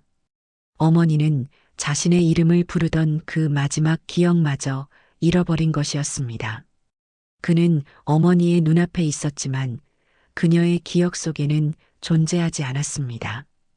그는 어머니를 만났지만 그녀의 아들이 될 수는 없었습니다. 이보다 더 잔인하고 슬픈 재회가 또 있을까요? 민수는 더 이상 참지 못하고 바닥에 엎드려 통곡했습니다. 그의 울음소리는 텅 빈 병실을 가득 메웠습니다. 그것은 40년 동안 단 한 번도 불러보지 못했던 어머니라는 이름에 대한 절규였고 자신들의 운명을 이토록 잔인하게 망가뜨린 세상을 향한 원망이었습니다. 복례는 눈앞에서 우는 남자를 보며 어쩔 줄 몰라 했습니다. 그녀는 왜 이 청년이 이토록 서럽게 우는지 이해할 수 없었지만 왠지 모르게 자신의 가슴도 아파왔습니다. 그녀는 앙상한 손을 뻗어 민수의 머리를 아주 조심스럽게 쓰다듬었습니다. 마치 우는 아이를 달래는 엄마처럼 서툴지만 따뜻한 손길이었습니다. 울지 말아요, 총각. 왜 우는지는 모르겠지만 울지 마요. 어머니의 따뜻한 손길에 민수는 더 큰 소리로 울었습니다. 병실 문 밖에서 이 모든 것을 지켜보던 최진영 역시 소리 없이 눈물을 흘리고 있었습니다. 그는 자신이 저지른 죄의 결과를 아들의 통곡 소리를 통해 온몸으로 느끼고 있었습니다. 이제 그는 결심해야 했습니다. 이 모든 비극을 끝내기 위해 자신이 무엇을 해야 할지를 말입니다. 아들의 통곡은 최진혁에게 마지막 남은 망설임을 걷어내는 칼날이 되었습니다. 그는 더 이상 주저하지 않기로 했습니다. 자신이 평생을 바쳐 이룩한 이 거대한 왕국을 제 손으로 무너뜨리는 한이 있더라도 아내와 그 집안이 저지른 죄를 세상에 드러내고 죗값을 치르게 해야겠다고 결심했습니다. 그것만이 아들과 복례에게 속죄할 수 있는 유일한 길이었습니다. 며칠 뒤 천명그룹은 발칵 뒤집혔습니다. 최진혁 회장이 긴급 이사회를 소집했기 때문입니다. 안건은 그룹의 미래를 위한 중대 발표라는 것 외에는 아무것도 알려지지 않았습니다. 회사의 주요 임원들과 대주주들이 모두 모인 회의실에는 팽팽한 긴장감이 감돌았습니다. 윤석영 역시 아무것도 모른 채 우아한 모습으로 남편의 옆자리에 앉아 있었습니다. 그녀는 남편이 마침내 자신의 아들 성재에게 회사를 물려주겠다는 발표를 할 것이라 짐작하며 만족스러운 미소를 짓고 있었습니다. 회의가 시작되고 최진혁은 무거운 표정으로 자리에서 일어났습니다. 그는 준비해온 서류 대신 작은 녹음기 하나를 테이블 위에 올려놓았습니다. 그리고는 나지막하지만 회의실 전체를 울리는 단호한 목소리로 말했습니다.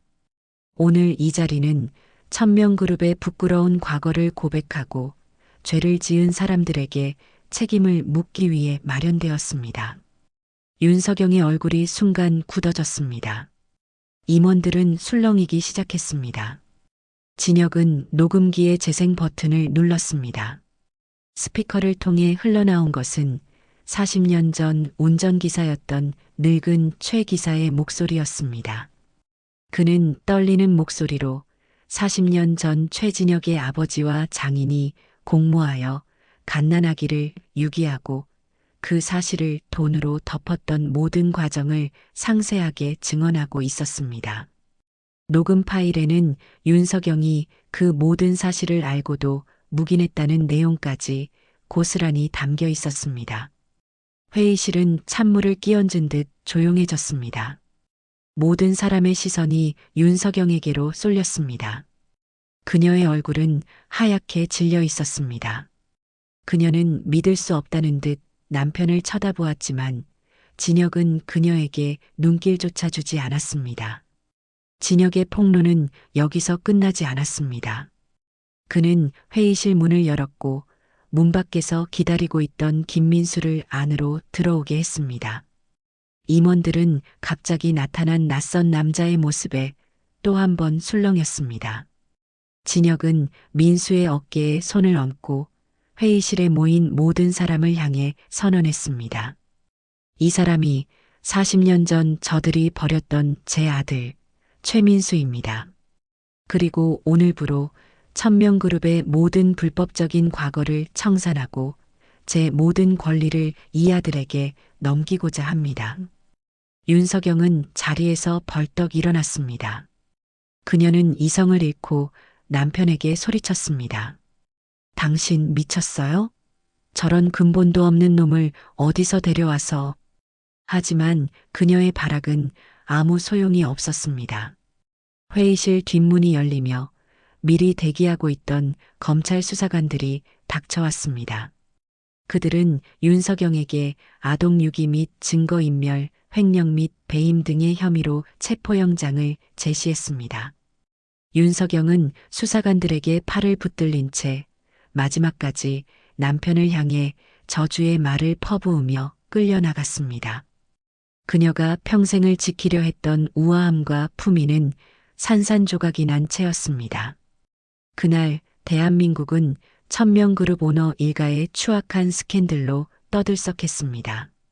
뉴스와 신문은 온통 그들의 이야기로 도배되었습니다. 최진혁은 곧바로 기자회견을 열어 자신의 과오를 포함한 모든 진실을 국민 앞에 고백했습니다. 그는 천명그룹 회장직에서 물러날 것이며 자신과 아내의 모든 재산을 사회에 환원하겠다고 발표했습니다. 모든 것이 폭풍처럼 지나간 후 텅 빈 회장실에는 진혁과 민수 두 사람만이 남아 있었습니다. 민수는 창밖을 보며 아버지가 무너뜨린 거대한 왕국을 말없이 내려다보았습니다. 그는 아직 이 모든 상황이 현실처럼 느껴지지 않았습니다. 진혁은 그런 아들에게 다가가 낡은 서류 봉투 하나를 건넸습니다. 이것만은 내가 받아다오.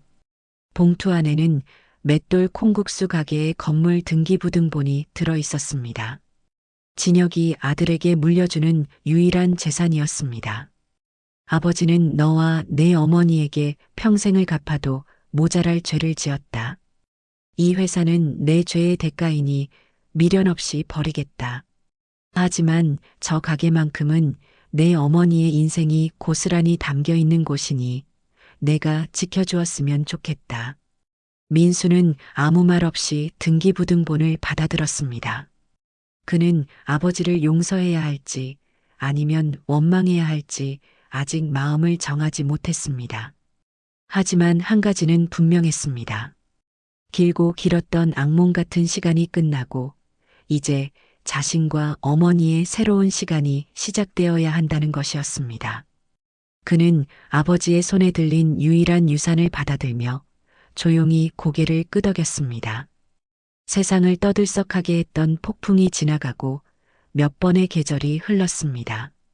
최진혁은 약속대로 자신의 모든 것을 내려놓았습니다. 그는 평창동 대저택을 떠나 병원 근처의 작은 오피스텔에서 조용히 살았습니다. 그의 유일한 일과는 매일 아침 박복래가 입원한 요양병원을 찾아 해 진료까지 그녀의 곁을 지키는 것이었습니다. 복래의 시간은 오래전에 멈춰버렸습니다. 그녀는 이제 아무도 알아보지 못했고 말수도 거의 없어졌습니다. 하지만 진혁은 매일같이 그녀의 휠체어를 밀어 병원 정원을 산책했고 그녀가 좋아했던 옛 노래를 나지막이 불러주었으며 서툰 솜씨로 그녀의 머리를 빗겨주었습니다. 그는 그녀가 자신을 알아보지 못해도 괜찮았습니다. 그저 이렇게라도 그녀의 곁에서 40년 전 자신이 저버렸던 시간을 속죄할 수 있다는 것만으로도 감사했습니다. 시장에 낡았던 맷돌 콩국수 가게는 김민수의 손에서 새롭게 태어났습니다. 그는 가게를 허물지 않고 옛 모습을 그대로 간직한 채 내부만 깔끔하게 수리했습니다. 가게의 이름도 바꾸지 않았습니다. 가게 한쪽에는 어머니가 쓰던 낡은 맷돌을 마치 신성한 유물처럼 소중하게 모셔두었습니다.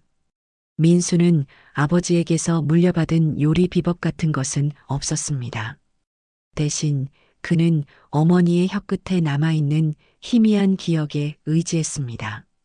그는 매일같이 직접 만든 콩국물을 보온병에 담아 병원을 찾아갔고 어머니에게 맛을 보여드리며 고개를 갸웃거리면 다음 날 다시 새로운 콩국물을 만들어 갔습니다.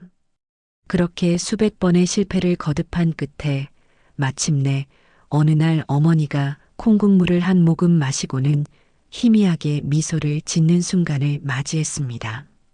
그는 그 맛을 잊지 않기 위해 밤새도록 레시피를 기록했습니다. 그렇게 다시 문을 연 맷돌 콩국수는 금세 입소문이 났습니다. 한 남자가 기억을 잃은 어머니의 손맛을 재현하기 위해 가게를 열었다는 애틋한 사연이 더해져 가게는 늘 손님들로 북적였습니다. 민수는 더 이상 인테리어 일을 하지 않았습니다. 그는 매일 새벽 어머니가 그랬던 것처럼 맷돌을 돌리며 하루를 시작했습니다. 맷돌을 돌릴 때마다 그는 어머니의 고단했던 삶의 무게를 조금이나마 느낄 수 있었습니다. 어느 맑은 가을날 오후였습니다. 민수는 아내와 딸 서연이의 손을 잡고 요양병원을 찾았습니다. 간 이식 수술을 받고 건강을 되찾은 서연이는 할머니를 만나는 것을 무척 좋아했습니다. 민수는 휠체어에 앉아 있는 어머니의 무릎에 자신이 만든 따뜻한 콩국수 한 그릇을 조심스럽게 올려드렸습니다. 복래는 멍하니 콩국수를 내려다보다가 천천히 숟가락을 들어 국물을 한 모금 떠먹었습니다. 그리고는 아무 말 없이 그저 꾸벅꾸벅 졸고 있는 진혁과 그런 아버지를 안쓰럽게 바라보는 민수, 그리고 자신의 옷소매를 잡아당기며 제잘거리는 손녀 서연이를 차례로 둘러보았습니다. 그녀의 텅 빈 눈동자에 아주 잠시 희미한 온기가 스치는 듯 했습니다. 그녀는 나지막이 혼잣말처럼 중얼거렸습니다. 어머니의 손맛이네. 그 말을 듣는 순간 민수와 진혁은 서로를 마주 보았습니다. 복래는 자신이 누구의 어머니인지 이 맛이 누구의 손맛인지 기억하지 못했습니다. 하지만 그녀의 몸은 그녀의 영혼은 40년 세월을 뛰어넘어 아들이 재현해낸 그 맛을 기억하고 있었던 것입니다. 민수의 눈에서 뜨거운 눈물이 흘러내렸습니다. 바로 그때였습니다. 꾸벅꾸벅 졸고 있던 진혁의 어깨 위로 복례의 손이 아주 천천히 올라왔습니다. 그리고는 그의 흐트러진 머리카락을 아주 익숙하고도 부드러운 손길로 쓸어 넘겨주었습니다. 잠결의 온기를 느낀 진혁이 천천히 눈을 떴습니다. 그의 눈앞에 희미하게 미소 짓고 있는 복례의 얼굴이 있었습니다. 그녀는 아주 오랜만에 그의 이름을 불렀습니다. 진혁 씨 맞죠? 진혁의 세상이 멈췄습니다. 그는 자신의 귀를 의심하며 그녀를 바라보았습니다. 그녀의 눈은 여전히 초점이 없었지만 그 순간만큼은 분명히 그를 알아보고 있었습니다. 기억은 돌아오지 않았습니다. 하지만 40년 전 가장 순수하게 사랑했던 그 시절의 감정만큼은 그녀의 영혼 가장 깊은 곳에 남아 지워지지 않았던 것입니다.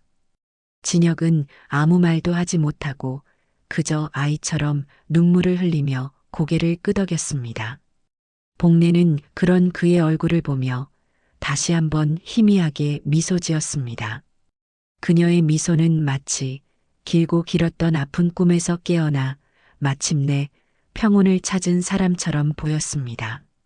세 사람은 아무 말 없이 그저 서로의 온기를 느끼며 한참을 그렇게 앉아 있었습니다.